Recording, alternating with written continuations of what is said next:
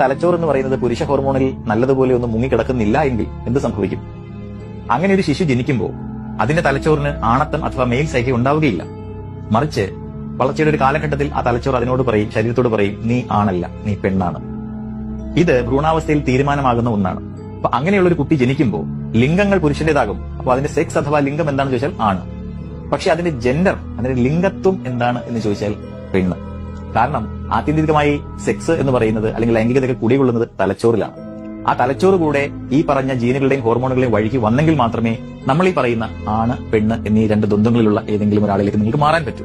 അല്ലാത്തിടത്തോളം കാലം പുരുഷന്റെ ശരീരവും സ്ത്രീയുടെ മനസ്സും അല്ലെങ്കിൽ സ്ത്രീയുടെ ശരീരവും പുരുഷന്റെ മനസ്സും ഇത് അടിച്ചോ തല്ലിയോ വഴക്ക് പറഞ്ഞോ നിങ്ങൾക്ക് നേരെയാക്കാൻ പറ്റുന്ന ഒന്നല്ല. കാരണം അത് ഭ്രൂണാവസ്ഥയിലെ തീരുമാനമായ ഒന്നാണ്.